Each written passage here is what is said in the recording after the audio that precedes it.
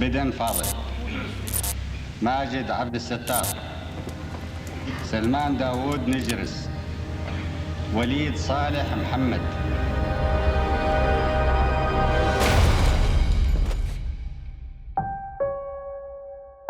Cuando Saddam Hussein asumió el poder en Irak en 1979, su primer acto no fue un discurso, ni una reforma. Fue un mensaje de sangre. Convencido de que había traidores entre sus propias filas, el líder supremo citó a los líderes de su partido a una reunión extraordinaria. Y en ese acto, un funcionario torturado, con la voz quebrada, delató a 68 supuestos conspiradores. Uno a uno, sus nombres fueron leídos en voz alta. A cada acusado se lo llevaban sin explicaciones, mientras Saddam observaba en silencio. Luego del despliegue mediático, 22 de ellos fueron ejecutados. Pero no por soldados, sino por los políticos que sobrevivieron a la condena. Así nació la dictadura de Saddam Hussein. Su llegada al poder no fue un golpe palaciego. Fue un bautismo de horror.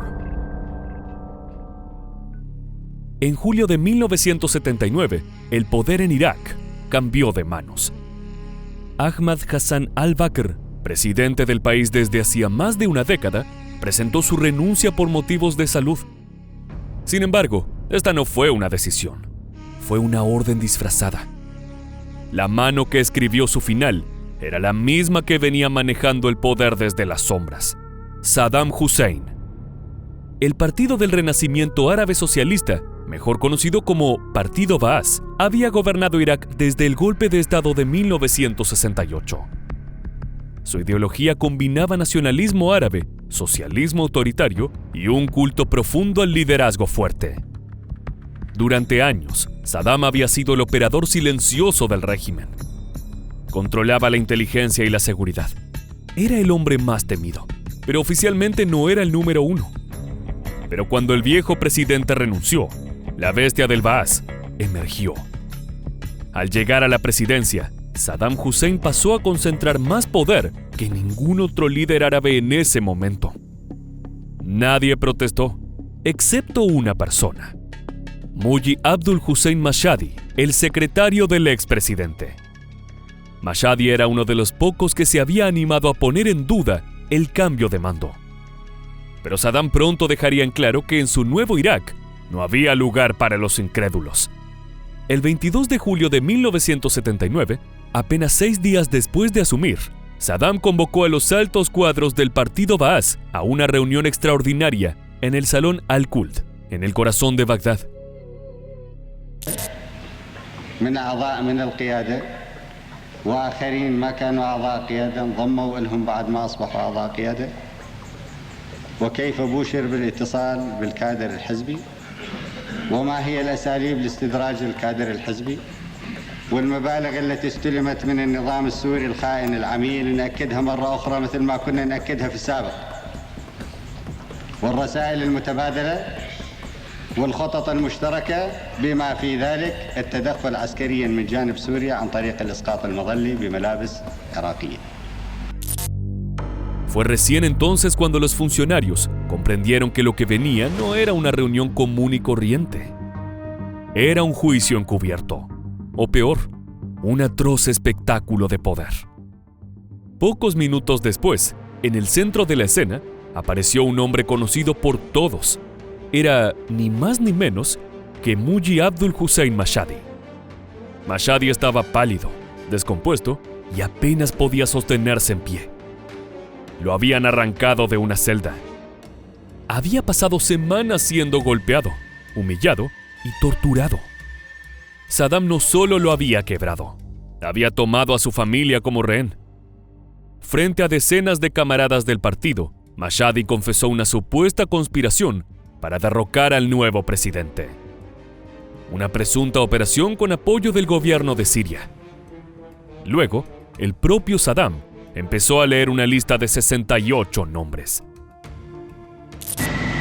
اللي يقرأ اسمه يردد شعار الحزب ويغادر القاعة: طاهر أحمد أمين، إسماعيل إبراهيم النجار، بدن فاضل، ماجد عبد الستار، سلمان داوود نجرس، وليد صالح محمد، راز Ibrahim Ayub. Cuando se pronunciaba un nombre, agentes del Mukhabarat, la temida policía secreta iraquí, se acercaban al acusado y lo retiraban sin explicaciones. Cada nombre caía como una bala en el salón.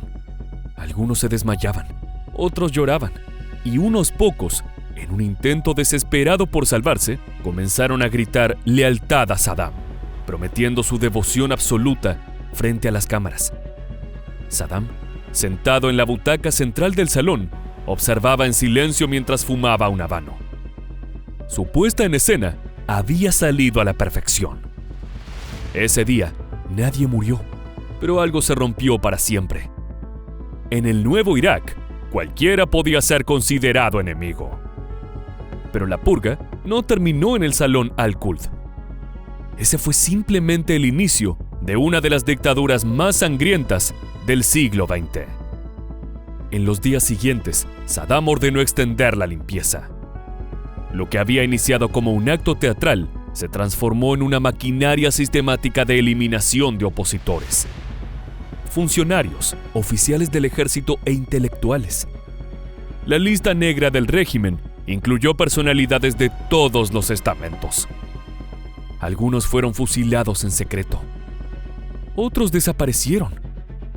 Los más desafortunados fueron obligados a confesar frente a cámaras, como Mashhadi, antes de ser ejecutados. Pero el acto más macabro sucedió cuando muchos de los sobrevivientes de aquella purga fueron forzados a tomar un arma y ejecutar a sus propios camaradas.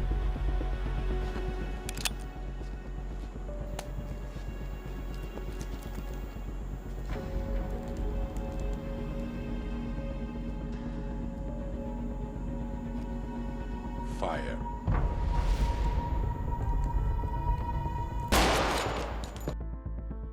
Así, el régimen convirtió a víctimas en verdugos, en una de las maniobras más perversas de su consolidación. Durante los 24 años que Saddam Hussein estuvo al frente de Irak, la sospecha fue una política de Estado. Su control sobre el pueblo se cimentó con el eco de los disparos. El video del juicio circuló por todo Irak. Se transmitió por televisión, en escuelas, cuarteles y sedes del partido. Era una advertencia para el resto, un mensaje claro de que el Estado había dejado de existir para dar paso a un régimen. Saddam había purgado al Baas, pero no para proteger al partido.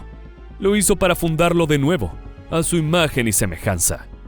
Sin rivales, sin testigos, sin historia. Luego de las purgas iniciales, el gobierno no necesitó reprimir tanto como antes. Es que el terror ya estaba incrustado en la médula del poder. Cada sobreviviente sabía que volver a cuestionar al líder era firmar su propia acta de defunción. Así, el pacto nacido en ese salón se replicó en cada rincón del país.